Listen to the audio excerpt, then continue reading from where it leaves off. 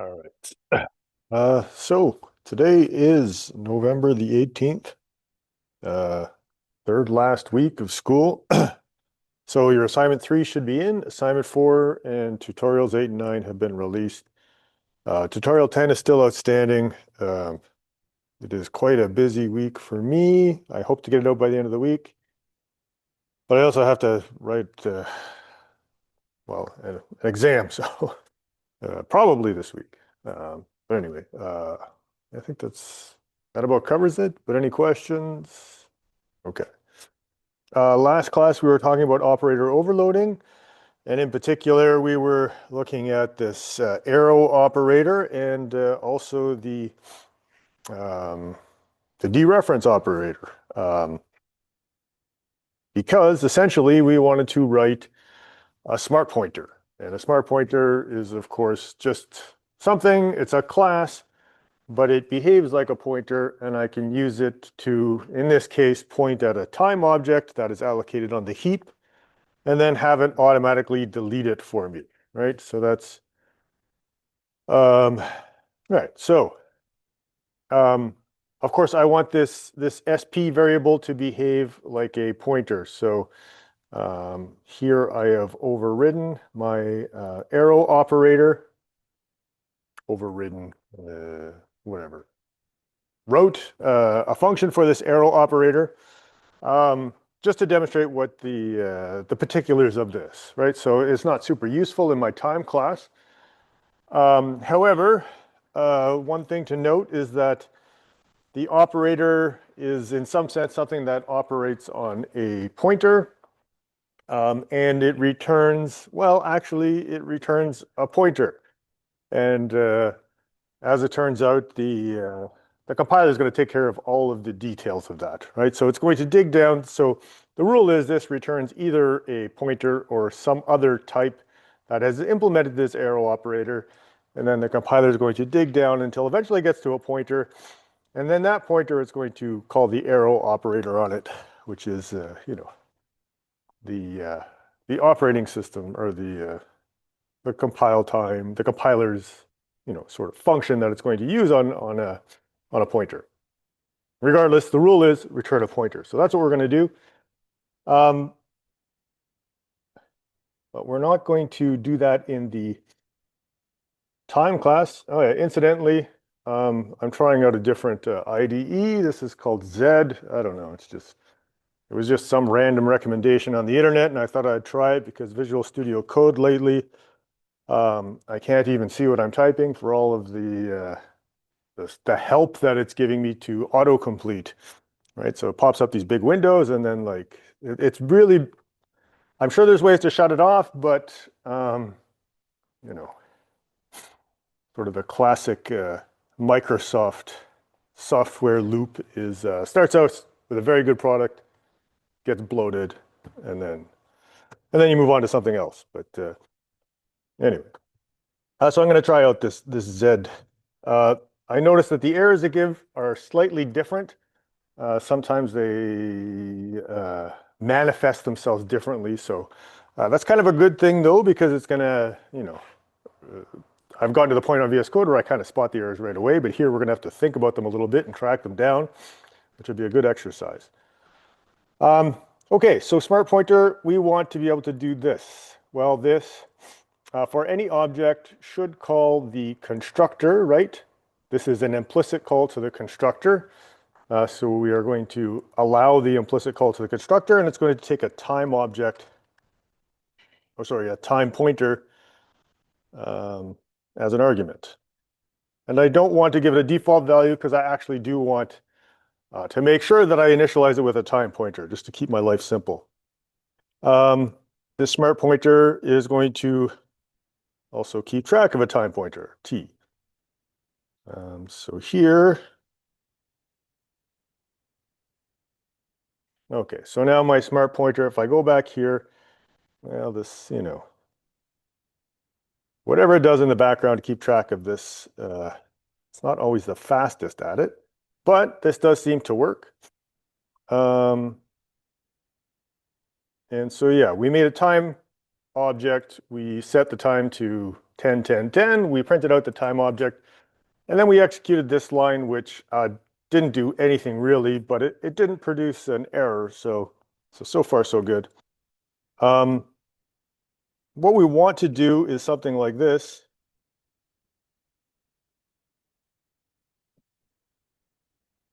Well, if it's a SP is going to behave like a pointer to a time object, I want to dereference it to get back that time object and then have that time object print. Okay, so I want this piece of code to work. So we're going to, we're going to overload that dereference operator. Now, the dereference operator, of course, typically how it would work is we would apply it to a pointer, and then it would travel to the memory location the pointer is pointing to and return whatever object's there. So this should return an object, and specifically a time object, and specifically the time object that we are pointing to. So let's do that. We will return by reference the current time object. Oh, sorry, not this. Well, the pointer that I'm keeping track of is t, so I want to dereference t to get back the time object. All right, so if we go back here and compile, well, no errors here. And then when we print it, of course, now this is printing.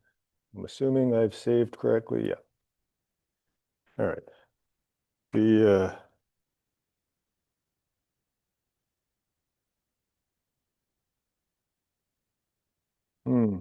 That's interesting.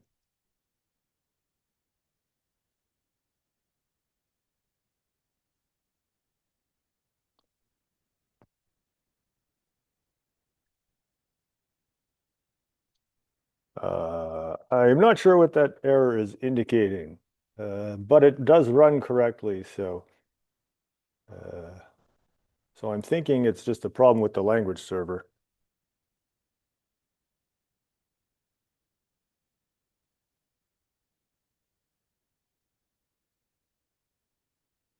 No, there we go. It went away. It just needed a little jiggle. All right.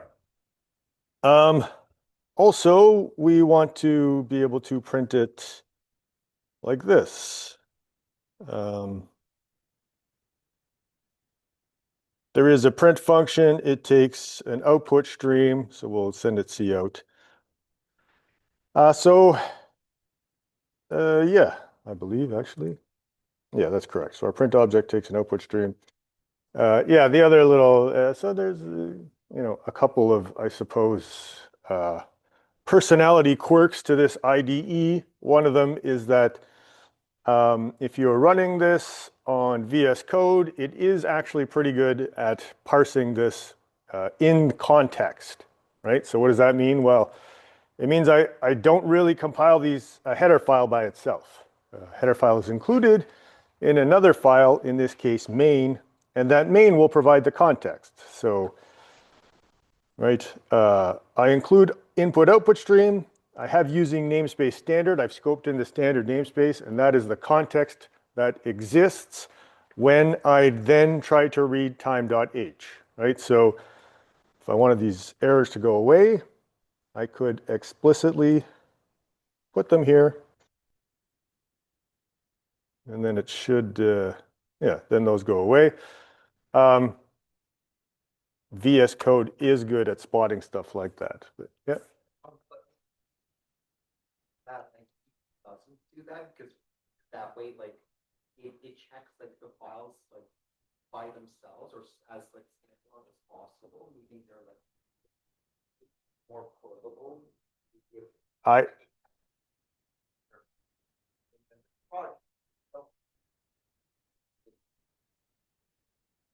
Yeah. To that effect, I would not ever scope in the namespace in a header because I leave that decision up to you. Yeah. So yeah, if that's what you're getting at, then yes, That's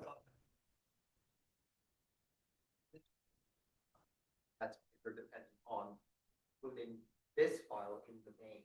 Yeah. But that's like project specific, right? Correct. Yes, you're right. I should include, it would be better to include it here. Yeah, just laziness, right? It works. If it works, don't fix it. If it's not broke, don't fix it kind of thing. But yeah, you're right. If I'm making a portable library, I definitely want to, well, this is not so great an idea, but I definitely want to include all the libraries I need for sure. And if I don't include the libraries, well, then I at least want to, right? I don't actually need the library, but I could forward reference this just to tell the compiler, like, look, there is a type called OStream. Yeah, yeah, that's yeah, good point. We are not technically using great best practices here. And there's actually a strong argument to be made that maybe I should. I should start doing that. Even if I don't explain it, at least I'm giving you good habits. But for now, this is the way things are formatted. So now this using namespace standard, I'm really considering getting rid of it because industry-wide, nobody does this, or at least very few. All right. Okay, so we want to overload this arrow operator, and as before, we want to return a pointer. So we're going to return a time pointer. And again, I'm just going to put everything in the header file. So the pointer we're going to return is t. And that's it. That's really all we have to do to make a smart pointer, aside from the destructor, which we will get to. This needs a little jiggling. So there we go. I should be able to print it using this new arrow operator. And there we go. 2020. Of course, there's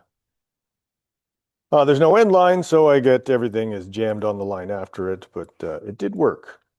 Of course, the whole key to this is that I want to be able to run it with Valgrind and not have Valgrind complain about memory leaks, which currently I've definitely lost some memory.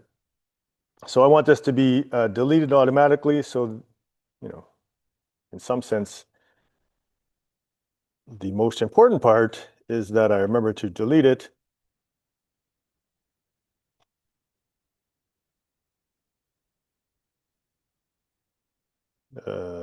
Right. Also, dependencies, I'm very sloppy about. So printing time object, and then if we run it with Valgrind, here we go. No more memory leaks, everything's cleaned up. So I allocated, I called new here on this time object. I sent it to a smart pointer. I don't call delete anywhere else, but it does get deleted for me. All right, so if you like in your assignment 4, you can use smart pointers if you write them yourself, right? So you can use this this one here if you want. But I do want you to sort of either write it yourself or use this one so that you kind of understand what's going on, or at least I can be somewhat convinced of that. Questions? Okay. What about a reference counting pointer? So this would be closer to what we would have in Java. So I'm going to very quickly go through it. Let's look at the model first of all. So the idea is that, well, I have an object on the heap, but a bunch of stuff might be pointing at it. And I really don't want to delete it until everything that is pointed at it is finished with it. So I'm going to have my heap right here, and I will have a reference counting pointer. And then that reference counting pointer is, of course, the same as the smart pointer, going to be pointing to this time object. And then I might make another reference counting pointer, and I'm going to, well, I'm going to point it at the original, right? I'm going to make a copy of the original, and that copy should, well, set my pointer to point to that same time object. And then there should be some sort of counter there, right? So if I have an int, I initially set it to 1. When I make a copy, I'm going to set that one to 2. and also this one to 2, right? So there's now 2 references, and I make a copy and increment it. The problem comes if I do a third one. Well, let's say I make a copy of this one, right, using the assignment operator or the constructor. Well, then this will get incremented to 3. This will get incremented to 3. But what about that one? Right, in the context, I may not even have access to it. So these would be in our drawing statically allocated variables. So of course the solution is that our counter, we also want to have that on the heap.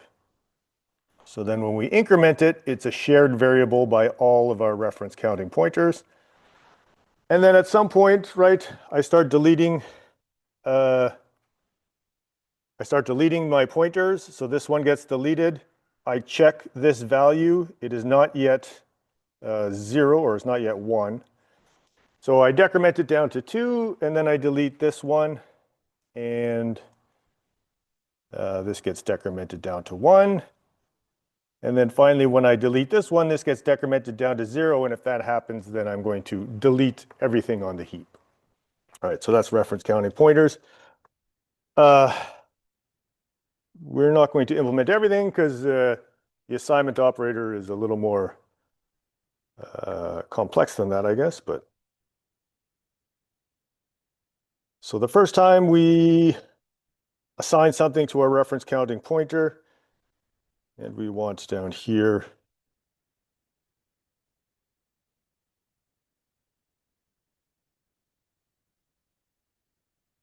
our 2 variables. So the first time it's going to be initialized with just a time pointer. Subsequent times it's going to be initialized with a reference counting pointer. So we're going to write the straightforward constructor and then the copy constructor. And then count equals new int, and we will assign it a value of 1. Right? So again, if I trigger this constructor, then I know, or I can sort of, I know this is the first time I'm pointing at this particular time object, right? That is right here. I make a reference counting pointer, I point it to a new time object. The subsequent times where I make a reference counting pointer, I'm going to do it by copying another reference counting pointer. All right, so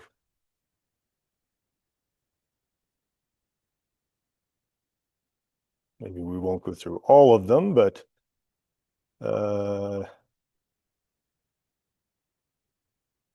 yeah, I could make a const, but let's not. It sort of goes against the spirit ref pointer.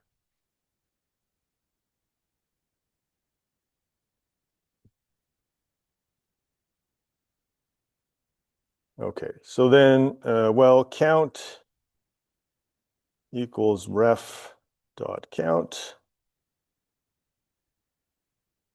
This is a pointer. I want to dereference it and then increment it. And t equals ref dot t. And then I'll write the destructor. All right, so all I want to do here is, let's say, count minus minus.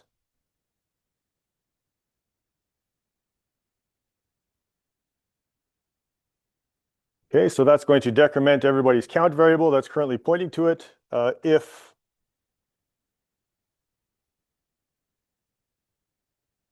count is equal to 0, then I'm going to delete everything. So delete count and delete time, or t, I guess. Count. All right, and that should basically do it. A very simple version. It gets a little more complicated if we override the assignment operator, which is a pretty good idea to do, but otherwise this should work just fine. And we want print number of references.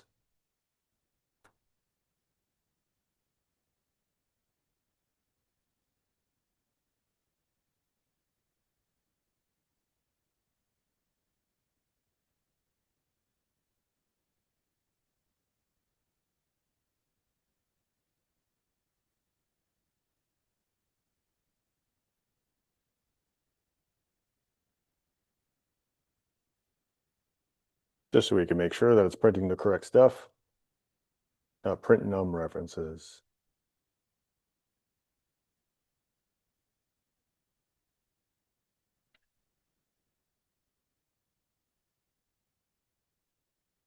There we go.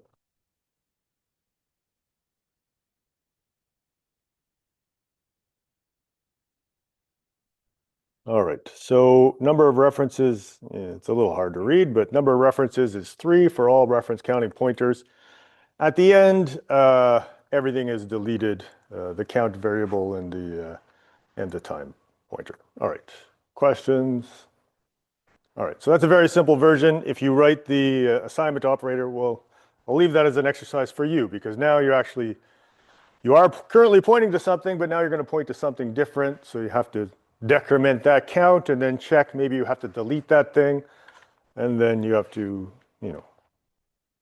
assign yourself a new value, either a time object or another reference counting pointer. So, all right.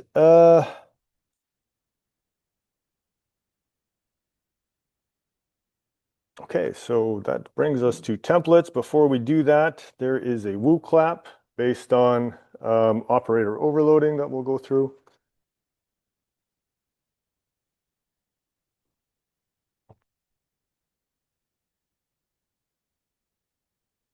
It's Tuesday, so yeah. So you guys, so the midterm marks have been released. People did better on the programming and worse on the multiple choice. That's sort of the reverse of what usually happens, which is kind of interesting. I don't know, something to think about when I make the final exam, but.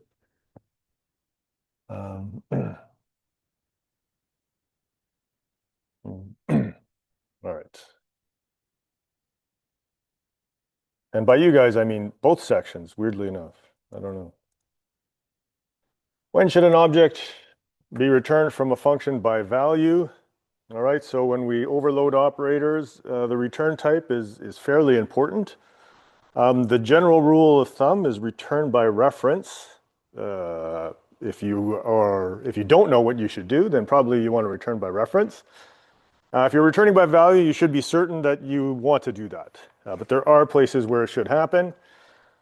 And there's sort of rules of thumbs to guide you, which we have here.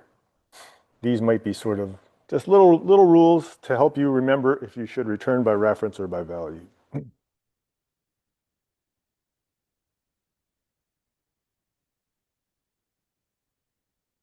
See.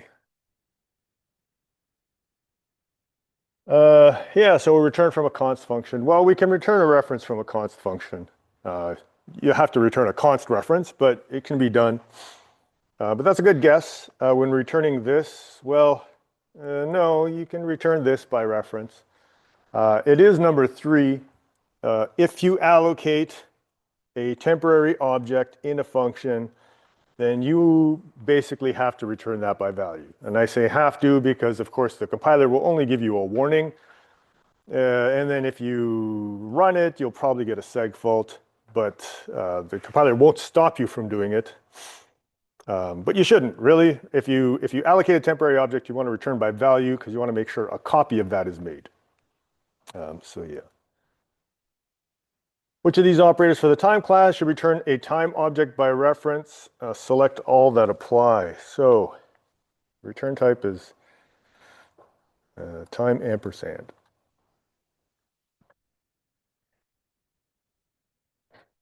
So yeah, the first question you should ask yourself is, does it return a time object? And then the second question is, should I return it by reference or by value? Right, so these are all operators that we looked at.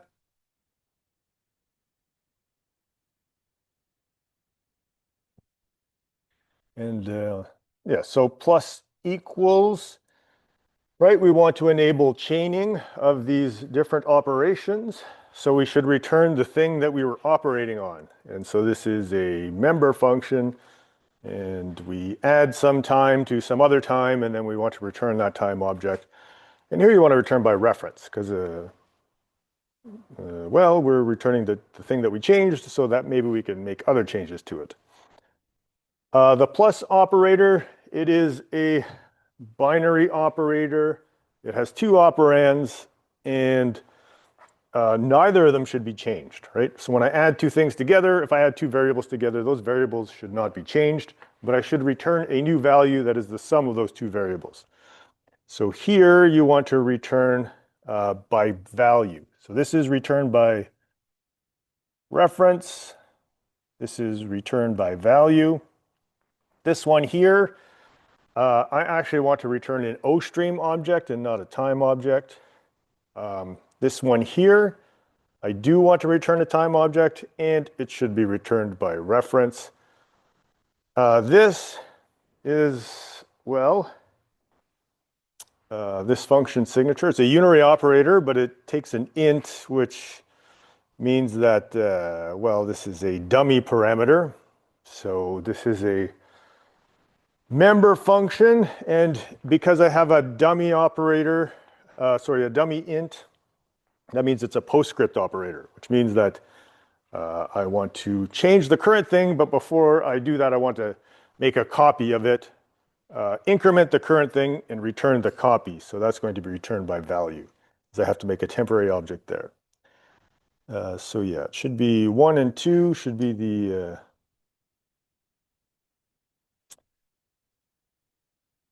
sorry, not 1 and 2, 1 and 4, sorry. 1 and 4 are the ones that should be returned by reference.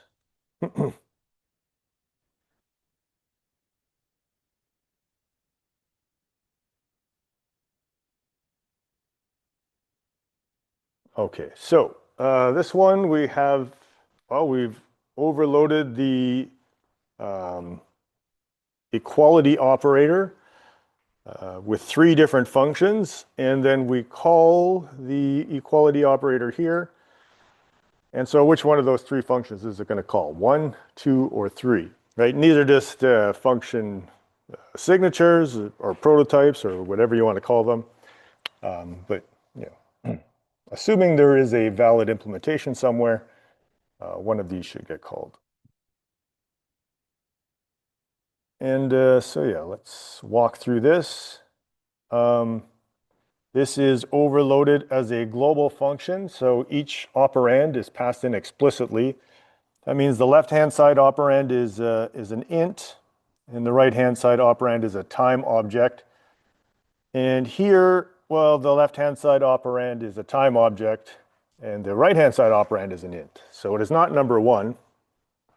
Number 2 and 3, these are member functions. That means the left-hand side operand is implicit, right? It's the this pointer, and this points to a time object. So both of those have the left-hand side operand as a time object. But number 2 has the right-hand side operand as an int, right? Which is the what we have here. Okay, so it should be number 2. Yeah, questions on that? Let's make sure I gave you the correct answer. Yeah. And which of these would be global functions? And so yeah, what does it mean to be a global function? How can we recognize that from the signature? Well, again, if it's a member function, one of the operands is passed in implicitly. That means we don't see it. If it's a global function, both or however many operands there are, should be passed in explicitly. So global function, well, this is a binary operator, and I see 2 operands, so that should be a global function. This is also a binary operator with 2 operands, so that would be a global function. This is a binary operator with a single operand. So it is a member function because the left-hand side operand is this. This is a unary operator where we pass in an int, so this is the dummy parameter. That means the actual operand is passed in implicitly, so this is a member function. And then by the same logic, here I've passed in the time object explicitly to a unary operator, so this is a global function. So yeah, 1, 2, and 5 are all global functions. I believe that's it. Are there questions? No. Okay. All right, so that takes us to templates, which is yeah, basically like generics in Java, right? Except it's C++, so we, first of all, we have a different name, and second of all, it's implemented slightly differently.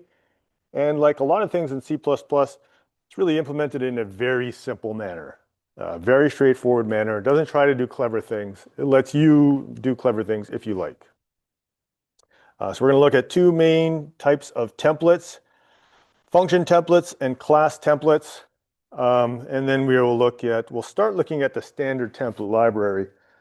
And then I'm not sure in the next two lectures, we will finish looking at the standard template library. But I'm not sure, maybe we'll do, if I'm doing exceptions or STL first. But yeah, some of the principles of object-oriented design, we want data abstraction. So abstractions in general are very important and definitely part of the object-oriented programming. But data abstraction in particular is useful where we don't quite know what the data is, and maybe we can swap it out at runtime. But we do know maybe a little bit about it. And code reuse, right? So, well, we want to make libraries, especially for a collection class. Like collection classes are not really that unique usually. They're usually pretty standard between different applications. So using a library where people have, sort of hammered out all the bugs will make sense most of the time. That's not to say there's never a place where you can hand roll your own data structures. That's definitely, you can optimize that way. Every library you use, right, libraries are made to be generally applicable, which means you're probably introducing some overhead into your program. And by overhead, I mean there's some operations that you don't really need or care about, but that are slowing your program down. Right, so that's not always true, but it can be true sometimes depending on the library. So yeah, using existing libraries, it's a good idea mostly. They can be abused, right? There are plenty of instances where it's like, maybe you should just write a little bit of code instead of using a library for everything. And that would definitely speed up your program. But yeah, it's generally a good idea to use libraries. The other way we can reuse code is with generic or template programming. And so what happens here is we're going to make a template of a class, like a collection class. And then we will make instances of that template, right? Instances of that class, so to speak, based on the type that we are storing. All right. So a template, something that establishes or serves as a pattern, right? So when we say in C++, we'll say things like function template or class template. So these are not, it's not actually a function and it's not actually a class. They're templates, so there's things that can be turned into a function or a class. But the way they're written, if they're written as a template, they are currently nothing. Like they're not code that you can actually compile. So the approach is the data type is a parameter. When I make an instance of that class, I'm going to tell it what type of data that I want to be using. And then it's going to go through and make sure that everything compiles. So yeah, we're going to start by looking at function templates. And so we'll see sort of some of the ins and outs of how the compiler compiles these things.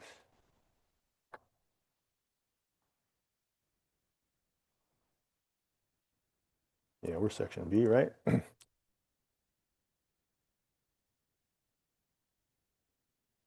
Okay, so here we have a little program. We have a function here, a function signature or a forward referenced function called max. It takes 3 ints as arguments and returns an int, which should be the maximum of the 3 arguments. And then here we call it with 33, 22, and 44. And down here we see the implementation. It's simple enough, right? I'm looking at V1, V2, and V3, and I'm just keeping track of like the biggest one that I've seen. So when I look at V1, well, that's the biggest thing I've seen so far, so I remember it. And then I say, well, is V2 bigger? And if it is, then I'm going to remember V2. And then I say, well, is V3 bigger than those 2 things, etc.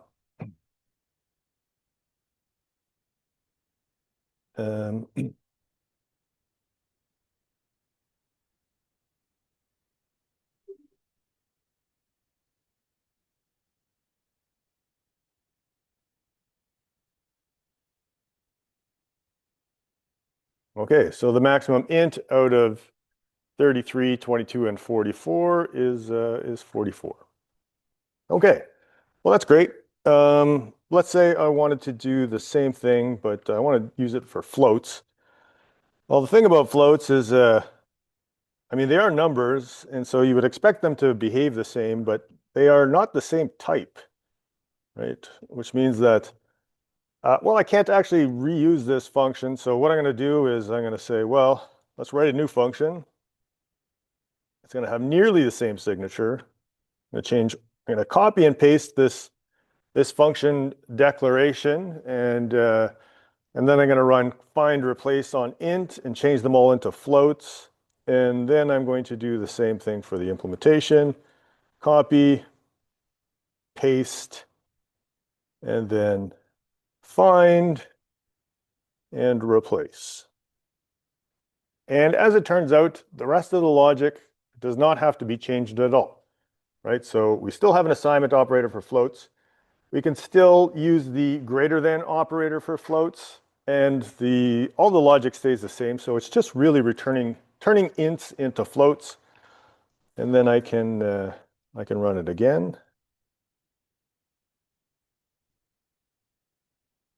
Oops.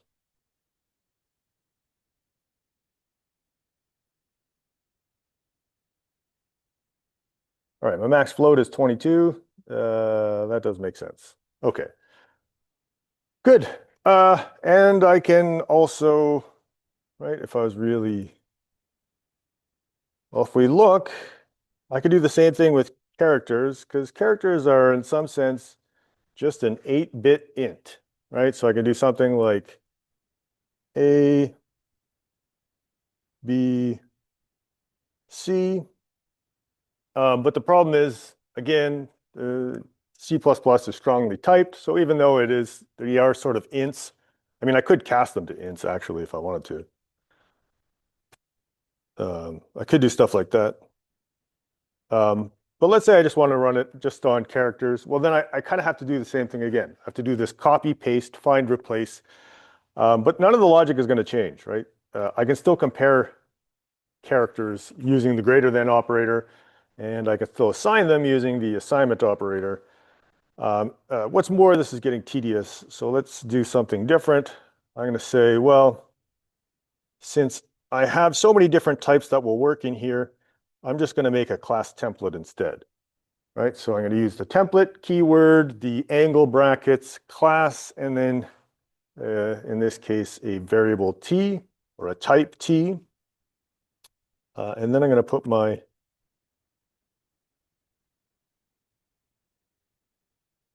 function signature, which is I take 3 of type t and I return 1 of type t. And that will actually work for all of these. And then down here, I'm going to do the same thing. Well, actually, I could change all these to t, but the compiler doesn't know what a t is, so I actually have to tell it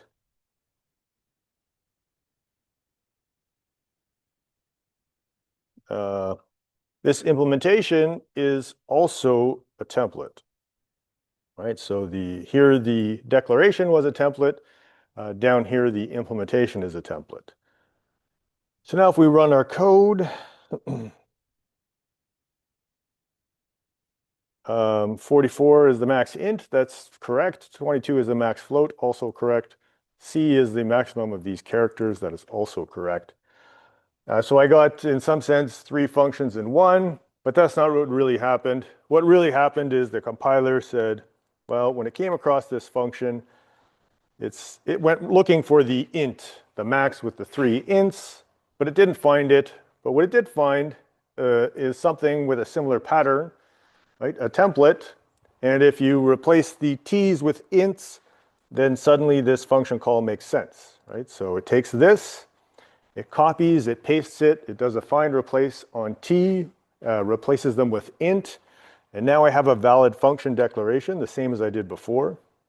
And then it takes the implementation and it does the same thing. It does a copy, a paste, find replace all of the t's with int, and then it compiles it.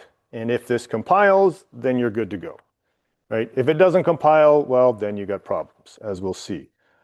And then it does the same thing with floats, and it does the same thing with chars, right? So really what it does is the same thing we were doing. We recognized that we had a function that could work on different types if we just changed a few type names. So we did copy, paste, find, replace, and that's precisely what the compiler does. The difference is the compiler is much better at it, right? It's not going to make any mistakes. And then I get 3 function implementation, right? So each one is its own function. And if I don't actually call max anywhere, well, no functions will get written. But yeah, questions? Okay, so that's great. Well, we also have a time class here, so let's do this. 1047.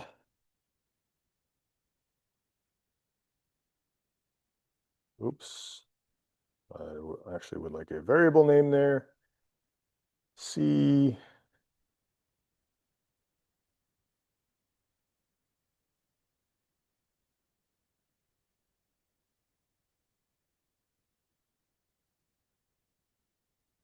Okay, so now I have 3 time objects. Well, let's see if we can do the same thing with these time objects. So max time.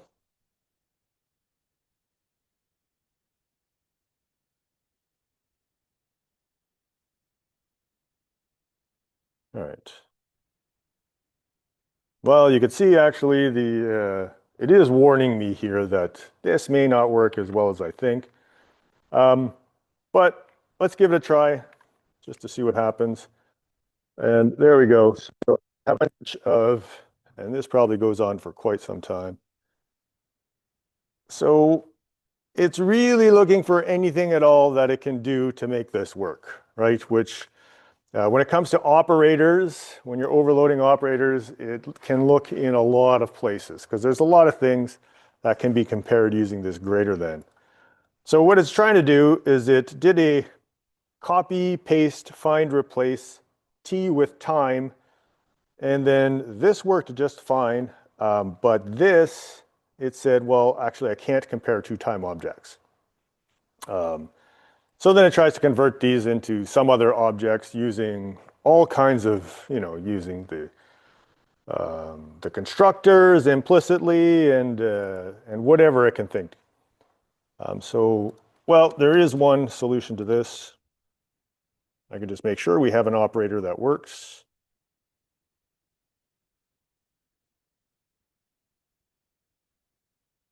And let's just for simplicity, I will implement it here. Right, so this time object is greater than t if I can convert them both to seconds, and it's more seconds than the other one. All right, and this just needs a little jiggle, and then the error goes away. So now when the compiler does the copy, paste, find, replace, it does actually find a function where it can compare two time objects using the greater than.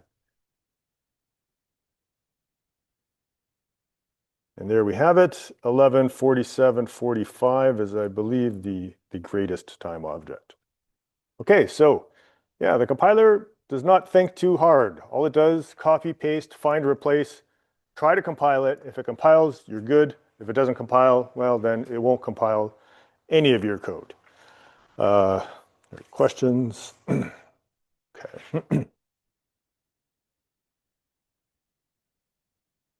Oh yeah. I guess one more point of order is I can overload these with a non-templated type, right? So this has the same function signature, or not the same function signature, but the same function name and the same number of parameters. And technically I could replace t with ints, but if the compiler finds this, it's not going to do that. It's just going to call the non-templated version, right? So if I did this and then said there.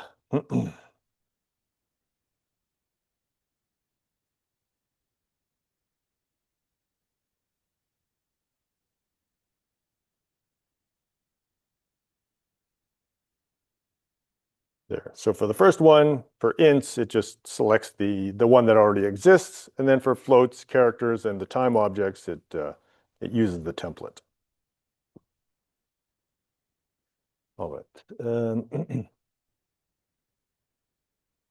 Oh yeah, the other thing, lots of little details here. So down here I used type name, and up here I used class. And the reason why is there is no reason, right? So when it comes to declaring templates, class and type name are the same thing. They don't do anything differently. One is not for certain situations, or you can just, everything can be class, everything can be type name. I'm going to use class because it's less typing. But yeah, you could use type name in there as well, and that will still work. There are other places where class and type name do different things, as we are actually going to see not too long. All right, so what do? We write a function with for a function template with a type marker, and then we call the function with any data type, and the compiler is going to try and make a function for us. Basically, and the compiler generates functions only for types that appear in your code. If we never called max, no functions would get generated, and it's not going to try and guess at functions that we might need. But otherwise, it does a very simple operation, right? The same thing that we would do if we had to make a second function that was almost identical. Yeah, and this just says what the example that we just looked at, where there was a max with ints and a max that was templated. That's perfectly fine. That's allowed. So class templates are like function templates, but of course, well, now classes are slightly different. So I can create a class that works with any data type. So when I declare the class, I need to declare a type parameter, right? Sort of a little more explicitly. With the function, it's just implicit. But with a class, I have to explicitly say, I want a class with this type. And then that type will replace the parameterized type using the same basic operation. As we will see, it's going to do a copy and paste, find, replace on all the types T with whatever type. Then it's going to try and compile our class. These parameterized types can appear anywhere. They can be data members, right? So member variables, or they can appear in member functions as arguments or local variables. Most often you would see them used with collection classes, but it doesn't have to be exclusively that.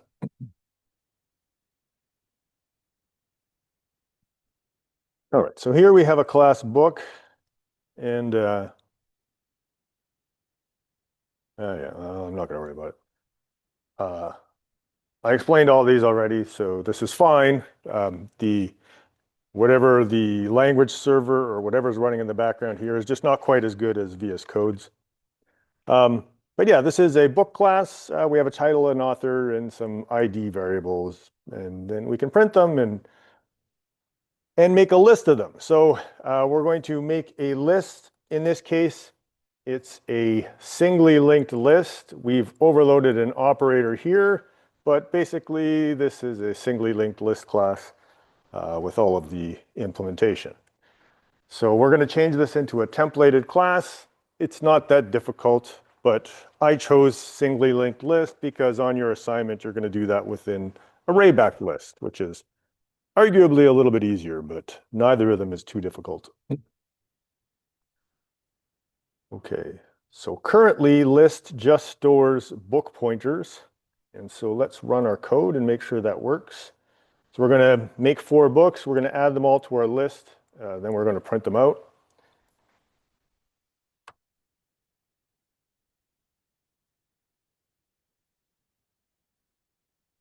And there we go, our 4 books from our list class, our singly linked list. Okay, well, that's great, but maybe I want to do something like this. I want to make an array or a list of ints. Of course, currently I can't do that, so let's template this because really whatever I'm storing, it doesn't really matter. I'm not relying on any book functionality. It's just something being stored. So I'm going to replace it. I'm going to make this a templated class. And so yeah, let's declare it a template on type T. Okay, and now basically this class is a templated type. And what I want to do is I want to replace all book pointers with T. So I'm going to kind of take it slow and double check because I could do a find replace on book star and then book space star, but somewhere there might be a book space star or something like that. So we're going to go through and eyeball it to make sure we get all the changes correct. All right, so that looks pretty good. There is this little issue here. Let's come back to that a little bit later.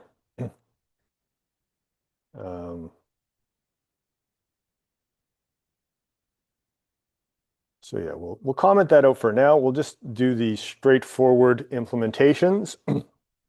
So now these are all, this is a class template, which means it's not actually a class. All of the functions are function templates.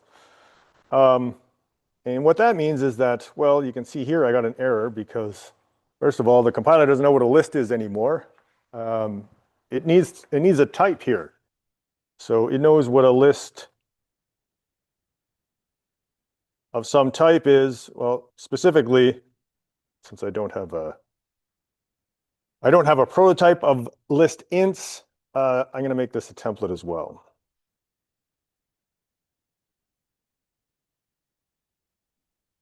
All right, so now I have a class T, and now I have a list T, so the compiler's happy this is a valid type. And so I'm going to have to do that for all of my implementations. And as I do that, I'm going to, change a couple variables inside, change book star into T, but otherwise I'm not going to touch any of the logic. So this doesn't look to have book star, so that's good.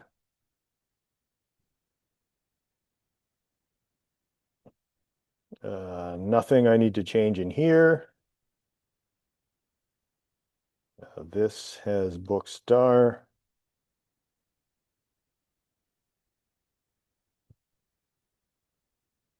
And everything else looks okay. Oh, this has a book star, so let's change that to T. Let's change book to little t. I think that'll do it. Remove should return a T.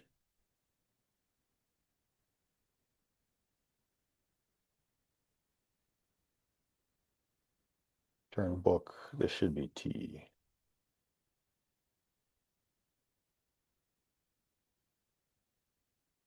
Okay, and that's it. It looks like my class has been turned into a class template. Okay, so in order to make an instance of this class here, I have to declare this and give it a type. Well, I really want this exact same thing to work. So I'm going to make it a list of book pointers, and we'll come back to this after. So all this should work exactly the same.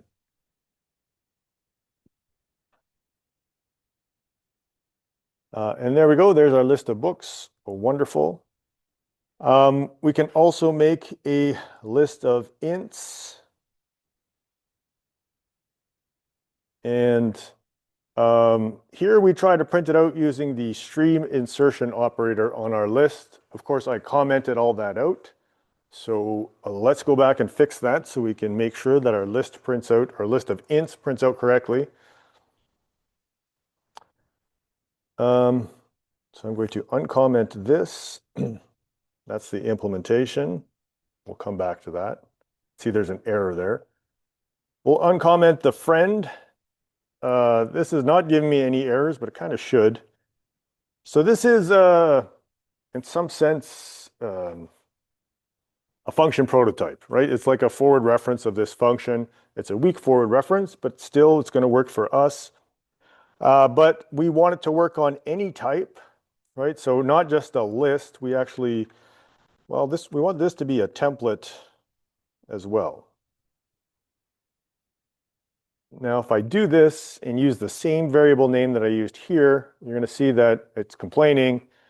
Declaration of T shadows parameter. And this is some, I have, I'm running on Windows, so technically Clang is running in the background doing all these checks for me because that's what I installed on Windows. But yeah, so I can't use T here because T would hide this other variable T. So I just have to give it a different name. That's all. And then, well, list actually no longer exists, but list V does. So we're going to put that there. Okay. So that is our friend declaration, which is like a forward reference. The implementation. Now this is also a templated function. The fact that I use class V up there and now class T down here does not matter whatsoever. The compiler doesn't care. It's just going to replace them with whatever. I'm going to use a list of T. And of course, this also has to be a list of type T. And then I get, well, use of undeclared identifier current node. So I tried to declare current node as a type of node. But the compiler is confused. Why is the compiler confused? I believe, I'm not 100% sure, but I believe it's trying to read it like this, or at least it can't tell if I'm trying to do some multiplication here, as opposed to declaring a type. Because the fact that this is not actually a class, it's a class template, a node can kind of be anything. What the compiler is seeing exactly, I don't know. Why it cannot tell these two things apart, I'm not sure. I just know that it does. And so the solution is, I'm going to give it a hint. I'm going to say, well, this is actually a type. This is not a variable that I want multiplied with current node. It's actually a type. And when I tell it it's a type, then it can say, oh, well, if that's a type, then this must be a pointer. And so current node is a pointer to that type. So yeah. I cannot think of an example that I can construct where node would actually be something that I'm trying to multiply. I'm sure there are smarter people on the internet that can help you out there, but yeah, I've not been able to dig to the bottom of this mystery why the compiler gets confused here, but it does. All right. So now we have a templated global function that should work for our list of ints, and just got to jiggle it a bit.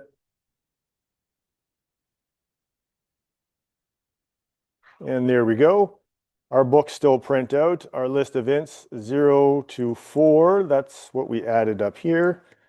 That seems to be working. Oh, our books, we don't need to do this anymore, right? We can just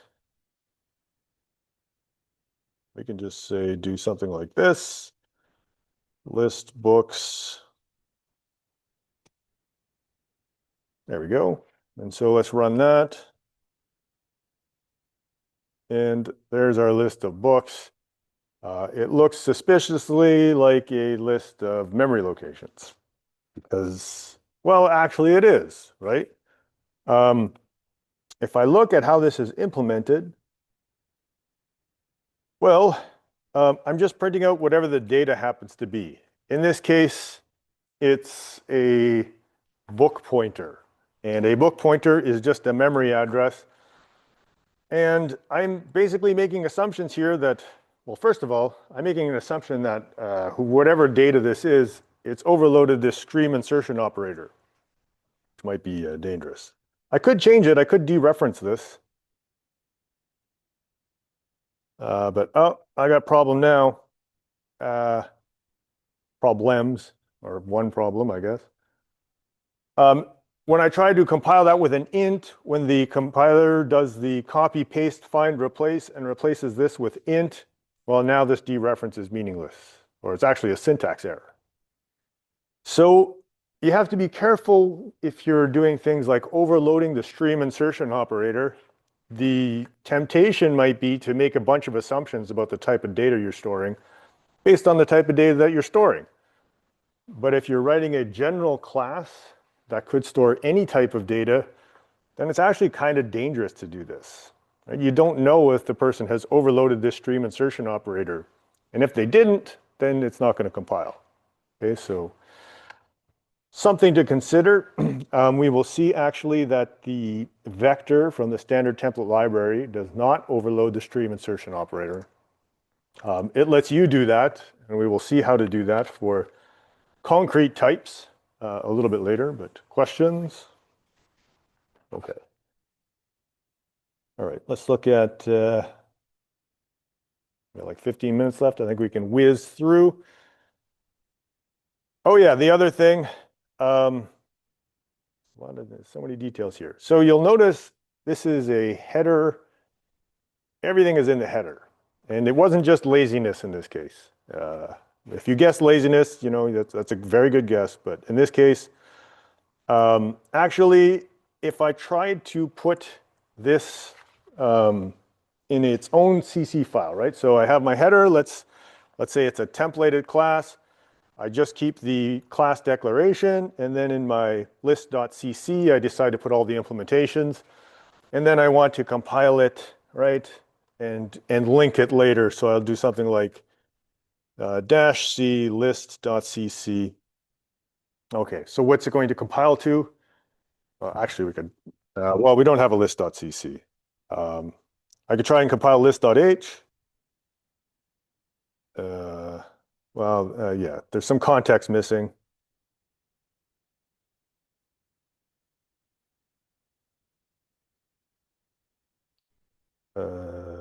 Using namespace standard. All right, I think if I just did this, there we go.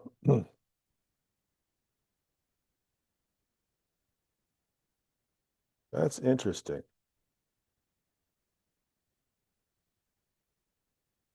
List.h.gc. Okay. So, hmm.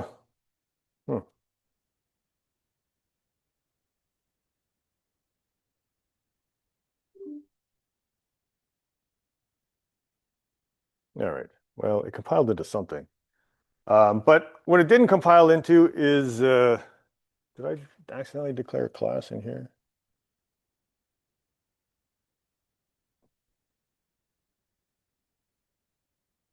Hmm. Oh, I'm going to have to investigate this a little more because Although I've seen these files before, I've never actually dug into what they are. But yeah, they do come up if you try and compile. Yeah.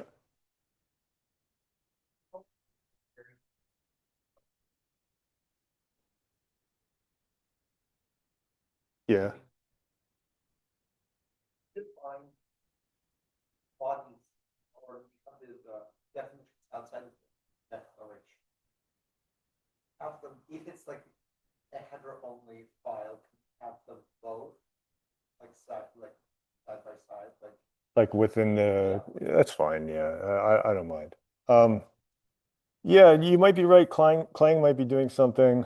Um, it could be the thing that I've been telling you is actually, I wonder if this would actually work. I'll have to investigate a little more into what exactly is happening here.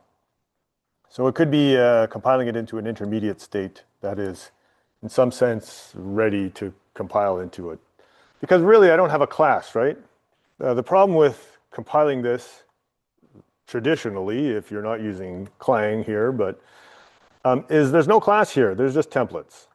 And so templates technically cannot be compiled into object code because there's, without knowing the type T, I don't know if it's even going to compile, right? So if I store the implementation separately in list.cc, I mean, I don't know, maybe it'll work.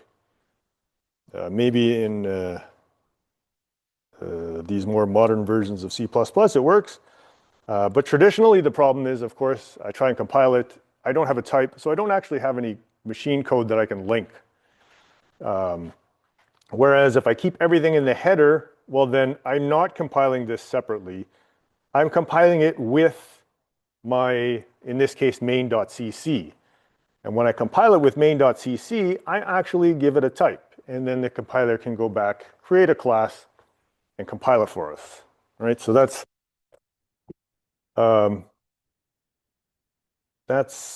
in a nutshell what I would expect to have happen. Of course, I'm not sure what this file does, so I'll have to look that up. Yeah. Funny, I've seen these files in students' code over and over again, and I'm not sure if they might actually be something you can use. I imagine there's something. I'm just not sure how to use them. All right, so in your assignment, I give you a list class that's an array-based list. You're going to turn it into a template. The function implementations are in the header file, and probably you want to keep them there. There are other tricks you can do so that you can actually compile list.cc. Right at the top of my list.cc, I could do something like, well, if I know I want a list of books, I could do something like this, and then the compiler will compile that into a class that is a list of book pointers. Right, so there are little tricks, but for your templated collection class, the easiest thing to do is just keep it header only, right? And then just include it with wherever you want to use it. All right, questions? Okay, 10 minutes. So yeah, a couple things to keep in mind. When declaring friend functions, you do not want to use the same type. You should just use a different type. And if you do that, it will be fine. You do not have to match these types, right? My declaration here, I'm using V. In the implementation, I can use T, or it doesn't even have to be a single. By convention, we use capital letters, but you don't have to do that. You can use full words if you like. Class and type name we saw in this context, there is no difference. I like class because it's shorter. Type name does have, we can use it to give compiler hints. In this case, where class, I'm not sure if we would serve the same function. I don't think so.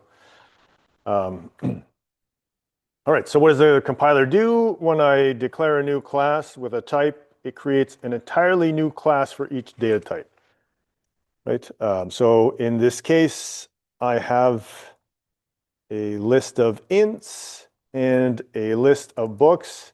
And these are separate objects, but they're also different classes. This is a class list of book pointers. This is a class list of ints. So if I had something like a static member, it would be separate, right? If I had a static member variable, let's say, each of these would get their own static member variable. All right, let's look at some special cases. Let's try and, I'll try and get through them a little bit quickly. The first special case is, well, I have a thing called a map item, which is just a pair of things. In this case, it's an int and a string, and it's like a key value pair, right? So I'm mapping in this case, a number to a name. If you're familiar with old-timey hockey, this is old-timey hockey players. Nothing to be done.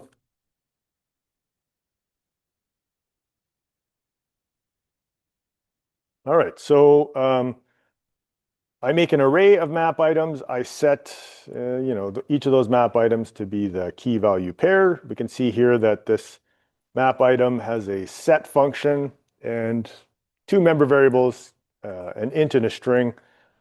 So yeah, it doesn't do anything too special, and it overloads the stream insertion operator so we can print it. Okay, well, all we want to do is we want to say, maybe use our map items for some other application. In this case, I want to associate a student name with a mark. So I'm going to just make this a templated class with two types.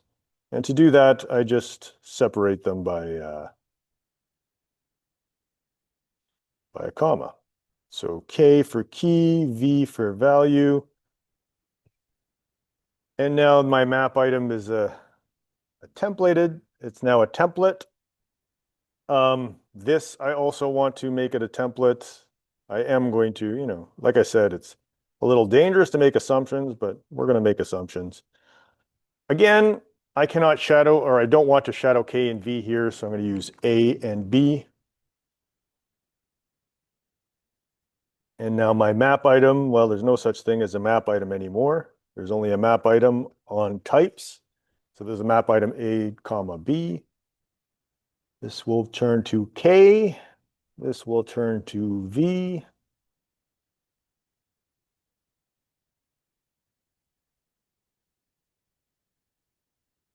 And now this implementation is, of course, a template.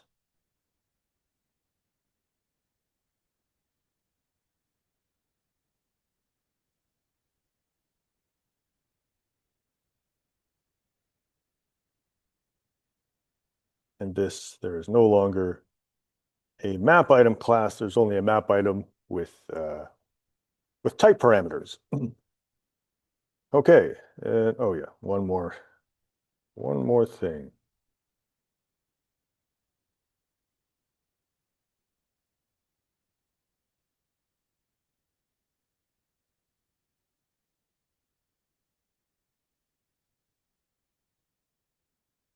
Oh yeah. And the last thing I have to change is, of course, this one is fine. I use string and float. It seems to be unhappy here. And we'll get to you. But here I want int and strings the same as before. There we go.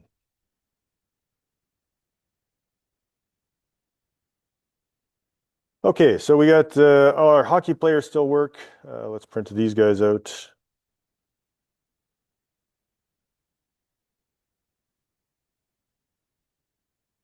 And then, yeah, so now our map item can be on basically whatever we like.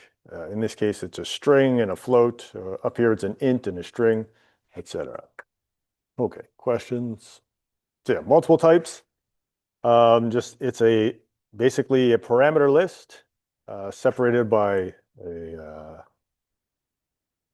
commas. So the next thing we're going to look at is, or we're going to take this a step further. Here we just made an array of map items. This time we're going to wrap it in a MyMap class. So TV, why did I do T? Anyway. So here we're going to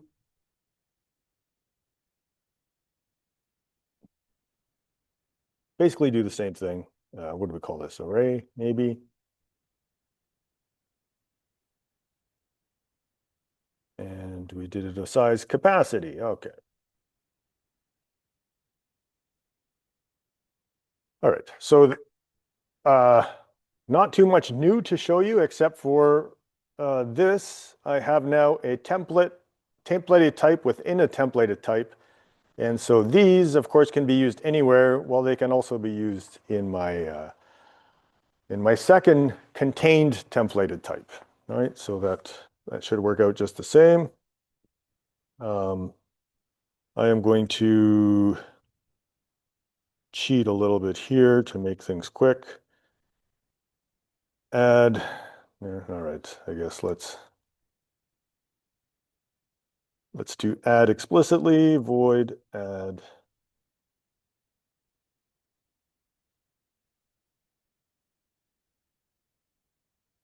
And then we will just do some bounds checks. So if size is greater than or equal to capacity.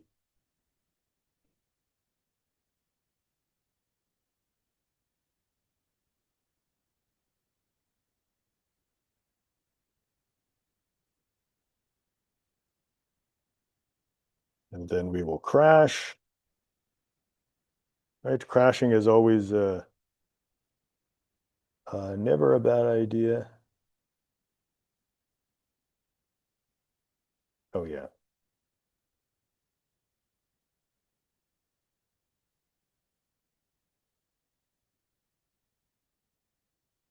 There we go. And then array at size. We're going to be a little bit clever here. Dot set.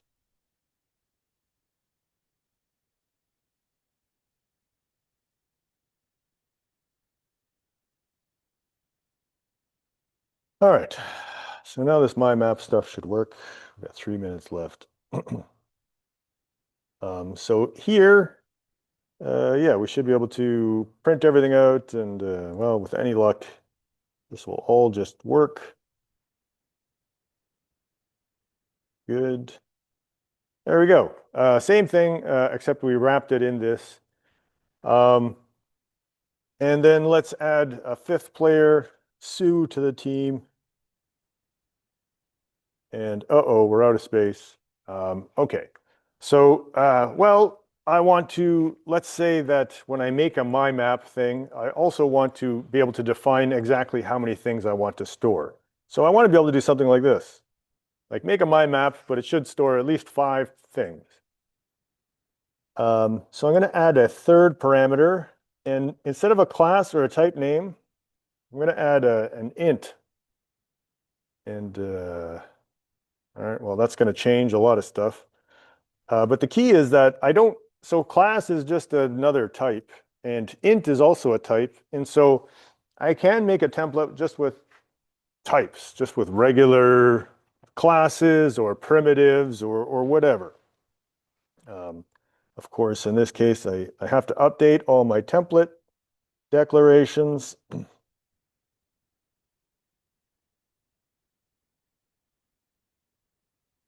There should be an int.